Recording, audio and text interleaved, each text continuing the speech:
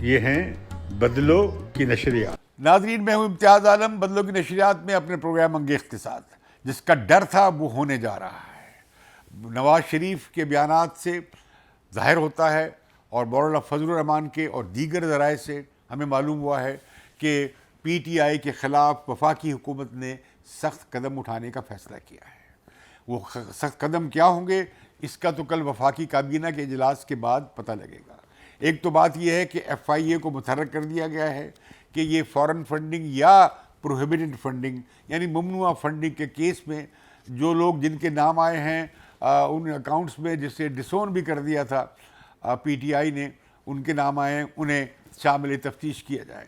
ظاہر ہے کہ عمران خان جنہوں نے دستخط کیے ہیں، سرٹیفائی کیے ہیں 5 سال کے اکاؤنٹس، انہیں بھی اس بنیاد پر گرفتار اور شامل تفتیش کیا جا سکتا ہے۔ عمران خان کا نام ایگزٹ کنٹرول لسٹ پہ بھی ڈالنے کی بات ہو رہی ہے اور باقی لیڈرز کا بھی، لیکن بات صرف اتنی نہیں ہے، بلکہ کہا یہ جا رہا ہے کہ شاید پابندی لگا دی جائے۔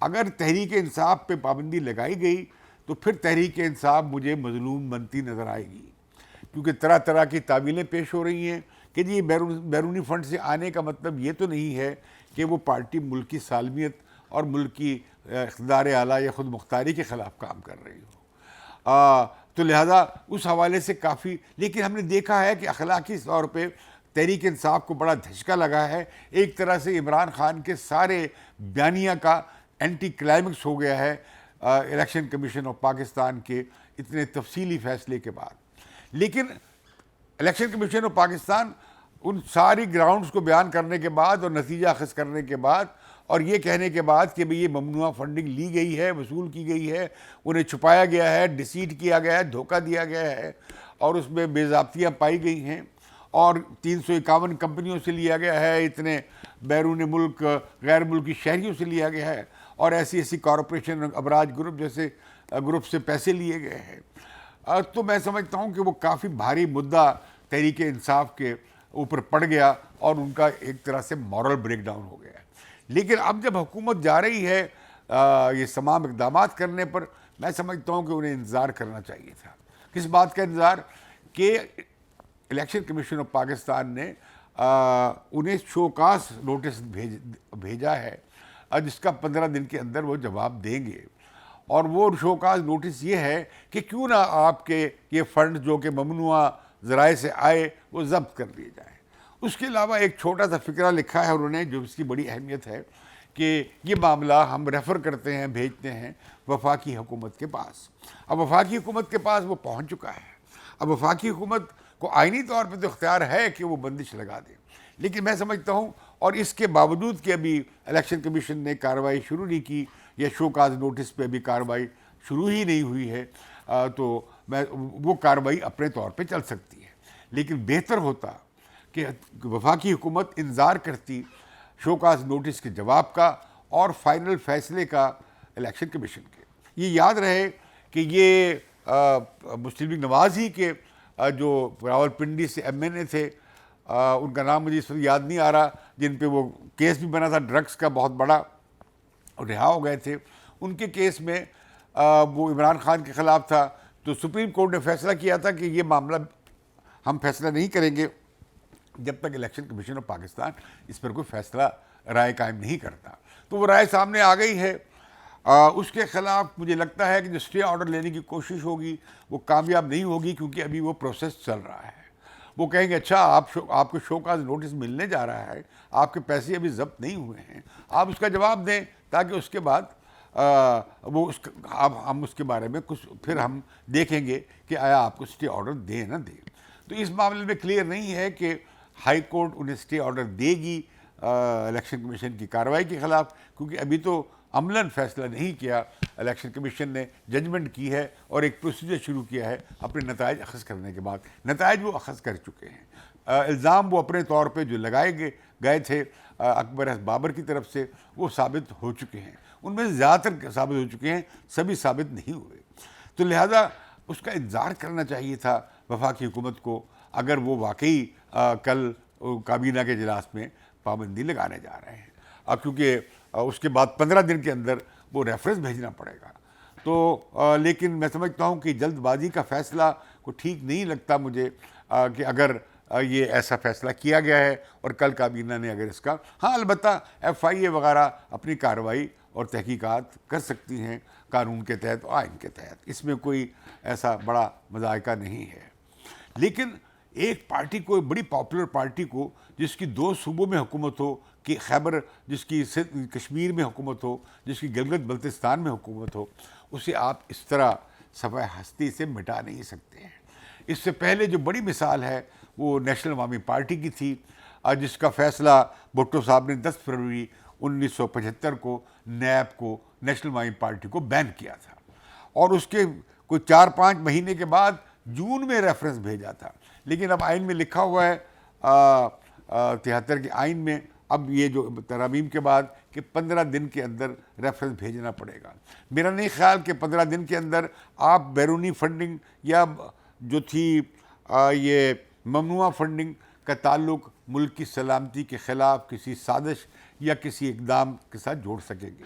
بظاہر ایسا ہی لگتا ہے، لیکن اگر کوئی اور حقائق حکومت کے پاس ہوں جس کا ہمیں پتہ نہیں، ہم کہہ نہیں سکتے. اس میں سے ایک سوال یہ بھی ہے کہ وہ $2 ملین جو مبارک النہیان نے دیے تھے تحریک انصاف کے لیے اور وہ ابراج گروپ کے پاس گئے تھے، وہ کہاں گئے؟ کیا وہ وہی ہیں جو ابراج گروپ نے دیے ہیں $2 ملین سے زیادہ، یا وہ ہیں جو وہ ووٹن کرکٹ کلب کے حوالے سے جو آئے تھے؟ لگتا یہ ہے کہ ووٹن کرکٹ کلب کے کھاتے میں ہی وہ ڈالے گئے ہیں تحریک انصاف کے اکاؤنٹس میں، جو کہ اصل میں دیے تھے مبارک النہیان نے. مبارک النہیان وہ ہیں جو یہ جو ابراہم ایکارڈ ہوا تھا اسرائیل کے درمیان اور UAE کے درمیان، وہ اس کے بہت متحرک حامی رہے ہیں، اور اسرائیل اور UAE کے درمیان سفارتی تعلقات بنانے اور آزاد تجارت کا معاہدہ کرنے میں ان کا بڑا کردار ہے.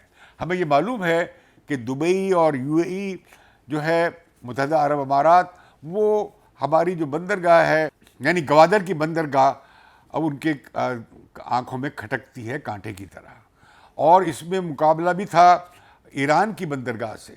لیکن ہم دیکھا اس کے بعد کہ چینیوں نے ایرانی بندرگاہ پہ بہت بڑی سرمایہ کاری کا اعلان کیا، اور وہاں جو بھارت مرکز بنا رہا تھا وہ تقریباً ان کے ہاتھ سے نکل گیا، اور اب وہ چین کے پاس چلا گیا ہے. اور یہ اس بندرگاہ کو ایران کی اور گوادر کو سسٹر پورٹس کے طور پہ بلڈ کرنے کا گرینڈ پلان ہے چینیوں کا. لیکن یہ بہت بڑا تھریٹ بننے جا رہا تھا خود دبئی کے لیے اور UAE کے لیے، کہ ایک بہت بڑا تجارتی پورٹ اور آزاد تجارت کا علاقہ بھی وہاں قائم کرنا تھا. CPEC کا ایک گرینڈ پلان تھا گوادر کی پورٹ کے ساتھ. تو لہٰذا وہ اس معاملے میں ان کی پوزیشن زیادہ تر امریکی پوزیشن کے قریب ہے کہ یہ CPEC کامیاب نہ ہو یا روک لیا جائے.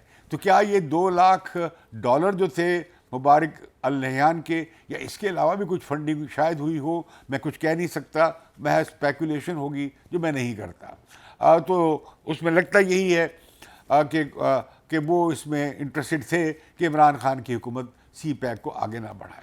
ہم نے CPEC کے حوالے سے خود عمران خان کے منصوبوں کے حوالے سے بڑے ہی منفی بیانات دیکھے تھے. ہم نے ان کے وزیر تجارت کے بڑے خوفناک بیانات دیکھے تھے CPEC کے منصوبوں کے خلاف.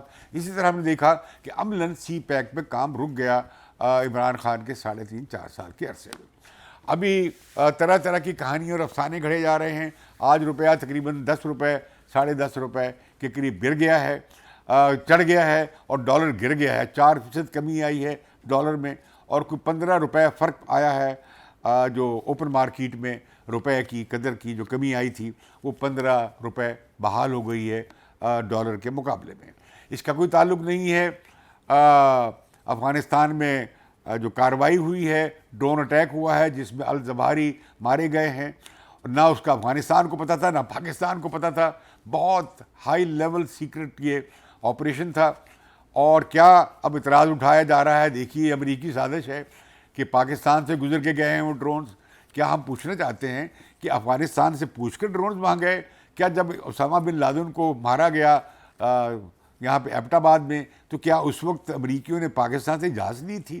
تو میں سمجھتا ہوں یہ باتیں جوڑنا، میں سمجھتا ہوں یہ ایسی طوطا مینا کی کہانی بنائی جا رہی ہے. ڈالر کی بنیادی طور پر قیمت گری اس وجہ سے کہ ہماری امپورٹس بہت زیادہ تھیں. پچھلے مہینے ہم نے امپورٹس میں کوئی 35-40% کمی کی، جس کے باعث ہمارے ڈالر پہ دباؤ کم ہوا. اس کے ساتھ ہی کوئی $3 ارب باہر ایکسپورٹرز نے باہر روک لیے، انہیں واپس لانے چاہیے تھے، اب وہ لانے پڑ رہے ہیں. اب ڈالر مارکیٹ میں اب بہت زیادہ آ رہا ہے، لہذا ڈالر کی ویلیو گر رہی ہے اور لوگ ڈالر لے کے پھر رہے ہیں، لیکن انہیں خریدنے والا نہیں ہے. تو مزید آپ دیکھیں گے کہ ڈالر گرے گا. یہ فقط مارکیٹ میں ڈیمانڈ اینڈ سپلائی کا معاملہ نہیں ہے، جو کہ نظر آتا ہے کچھ بظاہر کہ یہ ڈیمانڈ اینڈ سپلائی کا معاملہ ہے، لیکن اس میں اسٹیٹ کہاں تھی، اس میں یہ گورنمنٹ کہاں تھی؟ انہوں نے کیوں نہیں سٹہ بازوں کو روکا؟ انہوں نے کیوں نہیں ڈالر کی یہ جو اسپیکولیشن اور کاروبار ہو رہا تھا جس میں اربوں روپے کمائے گئے، اسے کیوں نہیں روکا؟ اصل میں مشکل یہ بھی آئی کہ اسٹیٹ بینک آف پاکستان اب سے اب پاکستانی گورنمنٹ قرضہ نہیں لے سکتی، وہ پرائیویٹ بینکوں سے لیتی ہے. جب تیل خریدا گیا جو اگلے 2 مہینوں کے لیے خرید لیا گیا ہے تو وہ اس پہ کافی زر مبادلہ خرچ ہوا $4-5 ارب، جس سے ڈالر پہ بڑا ڈالر پہ دباؤ آ گیا اور روپیہ اس کے مقابلے میں گر گیا. حکومت کر سکتی تھی، کوئی $5 بلین یہ لوگوں نے اسٹاک کیے ہوئے ہیں، ان سے نکلوائے جا سکتے تھے یا انہیں مجبور کیا جا سکتا تھا جو مارکیٹ میں بیٹھے ہیں لوگ ڈالر کا کاروبار کرنے میں. ڈالر کا ایک بڑا انخلاء افغانستان میں بھی ہو رہا ہے. پاکستان کی لگژری گڈس کی اب امپورٹس افغانستان کے ذریعے ہو رہی ہیں، اور پھر یہ کہ یہ ایران تک ڈالر جا رہا ہے پاکستان کا، کیونکہ کچھ ڈالر میں ادائیگی افغان طالبان کی حکومت کو ایران کو بھی کرنی پڑتی ہے. وہ یہاں سے جو چیزیں منگواتے ہیں خرد و نوش کی اور دوسری ساری، اس کے ساتھ ساتھ وہ پاکستان کے امپورٹرز کے لیے لگژری گڈس اب افغانستان کے ذریعے آ رہی ہیں، اور اس پہ $5-6-7 ارب پاکستان کا یہاں سے افغانستان کے ذریعے اس تجارت میں یا اسمگلنگ میں یا غیر قانونی کاروبار میں جا رہا ہے، جسے روکنے کی ضرورت ہے. تو میں سمجھتا ہوں اس کا کوئی عالمی سازش سے ذکر نہیں ہے. عالمی سازش تو یہ تھی کہ IMF نے پاکستان پہ بہت سخت شرائط لگائی ہیں، گھٹنے ٹکوا لیے ہیں اس حکومت کے، اتحادیوں کی حکومت کے، اور وہ بیچارے منہ چھپاتے پھر رہے تھے، اتنی سخت شرائط تھیں. اور اب عالمی سطح پہ بھی ہم نظر آ رہا ہے کہ تیل کی قیمتیں کم ہوں گی، اور روپے کی قدر بڑھنے سے ہمیں نظر آیا کہ کچھ قیمتوں میں ٹھہراؤ آئے گا، کچھ قیمتیں کم ہوں گی، مزید کم کی جا سکتی تھیں اگر حکومت انتظامی سطح پہ یا اسٹیٹ انٹرونشن کرتی. تو میں سمجھتا ہوں کہ ملک میں ایک بڑا سیاسی طوفان برپا ہونے جا رہا ہے، سیاسی کنفرنٹیشن بڑھ جائے گی، اور اس میں یہ کہ عمران خان جیسے پاپولر لیڈر کو نکالنا اس طرح بین کر کے آسان نہیں ہوگا. ہم نے دیکھا تھا کہ جب نیب پہ پابندی لگائی گئی تھی تو اس کے فوراً بعد نیشنل ڈیموکریٹک پارٹی NDP بن گئی تھی، جس کے صدر شیرباد مداری بنے تھے، اور بیگم نسیم علی خان کے ساتھ مل کر انہوں نے NDP کو چلایا تھا. اور NDP میں یہ ہوا کہ جو کمیونسٹ پارٹی کے لوگ تھے نیشنل عوامی پارٹی میں یا پروگریسو لوگ جو تھے، ان سب کو NDP میں نہیں رکھا گیا، سارے لیفٹ کو NDP سے نکال دیا گیا تھا، اور کیونکہ نیشنل عوامی پارٹی میں ہوتے تھے. اب عمران خان کی پارٹی میں بندش لگ جاتی ہے اور اس کا کیس لمبا چلتا ہے سپریم کورٹ میں. جب ریفرنس جائے گا تو اس دوران عمران خان کیا کریں گے؟ عمران خان کے پاس راستہ لیگلی وہی ہوگا جس طرح نیب نے کیا تھا NDP بنا کے. وہ کہ نئی پارٹی بنا سکتے ہیں، اس کا ایک نیا لیڈر اپوائنٹ کر دیں گے، اور خود اس کے وہ انفارملی یعنی غیر رسمی طور پہ رہبر بن جائیں گے. رہبر بننے کو کیا یہ ہوا کہ عمران خان نواز شریف کو تایات نااہل کر کے انہیں اور مسلم لیگ کی صدارت سے ہٹا کر کیا انہیں PMLN کی رہنمائی سے انہیں بے دخل کر دیا گیا؟ کیا وہ ایک مؤثر لیڈر نہیں رہے PMLN کے؟ وہ ابھی تک ہیں. اور کل انہوں نے جو بیان دیا اور آج بھی جو انہوں نے بیان دیا بڑا سخت بیان تھا کہ سخت کارروائی کرنی چاہیے. اس کے بعد مولانا فضل الرحمان کا بیان آیا، بڑا سخت آیا. لگتا یہی ہے کہ کل کابینہ کوئی بہت سخت فیصلے کرنے جا رہی ہے، لیکن میں یہ کہوں گا کہ اس طرح سے پارٹیاں غیر سیاسی یا انظامی فیصلوں سے، قانونی فیصلوں سے پارٹیاں میدان سے نہیں نکلتی.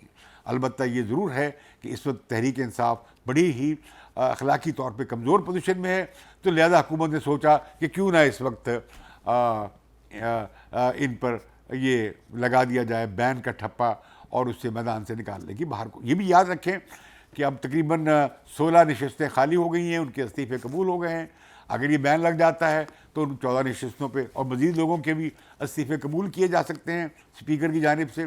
تو پھر ان پر کون الیکشن لڑے گا؟ کیونکہ بلے کا نشان تو ہوگا نہیں، اور عمران خان الیکشن مہم بھی نہیں چلا سکیں گے ان امیدواروں کے لیے اور یا تحریک انصاف کے پلیٹ فارم سے. تو میں سمجھتا ہوں کہ حکومت جس طرف جا رہی ہے وہ پھر بہت زیادہ ایک اور سیاسی کنفرنٹیشن کی طرف جا رہے ہیں. یہ نہیں ہو پا رہا کہ سیاسی جماعتیں بیٹھ جائیں اور ان سارے مسئلوں کا حل نکالیں. نواز شریف کے خلاف اگر ناجائز فیصلہ ہوا تھا, بے انصافی پہ مشتمل فیصلہ ہوا تھا تاحیات انہیں نااہل کرنے کا, تو میں سمجھتا ہوں اگر عمران خان کو بھی اس طرح نااہل کیا گیا تاحیات, یہ بھی غلط ہوگا. یہ جو شکیں 62-63 میں جنرل ضیاء الحق نے ڈالی تھی, بدقسمتی سے جب 18ویں ترمیم ہو رہی تھی تو مولانا فضل الرحمان اور جمعیت علماء اسلام نے ویٹو کر دیا تھا کہ ضیاء الحق کی لائی ہوئی اسلامی دفعات کو آئین سے نہیں نکالا جائے گا. یہ بالکل باقی پارٹیاں ان کے اس ویٹو کے سامنے بیٹھ گئی تھیں. آج وہی معاملہ نواز شریف کے سامنے آیا کہ تاحیات نااہل ہو گئے. یہی معاملہ اب تحریک انصاف کے سامنے بھی آ رہا ہے. خود تحریک انصاف کے مستقبل پہ سوالیہ نشان اٹھے ہیں.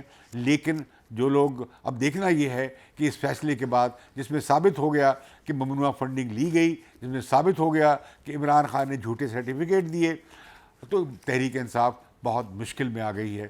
ان کا جو اخلاقی ملمہ اور اخلاقی خول جو بنایا ہوا تھا کہ باقی سب کرپٹ ہیں اور صرف وہ سادھو ہیں اور صاف ستھرے ہیں اور پوتر ہیں اور صاف ہیں اور شفاف ہیں اور ایماندار ہیں, وہ بھانڈا پھوٹ گیا ہے. لیکن اس کا مطلب یہ نہیں کہ حکومت انتظامی فیصلے سے ایک بڑی پارٹی کو, کیونکہ بہت مشکل ہوگا یہ ثابت کرنا کہ بیرونی فنڈنگ کا پاکستان کی سلامتی کو خطرے میں ڈالنے یا خود مختاری کو خطرے میں ڈالنے سے کیا تعلق ہے. مجھے اجازت دیجیے بدلوں کی نشریات سے, اور آپ بدلوں کی نشریات کو سبسکرائب کرنا مت بھولیے.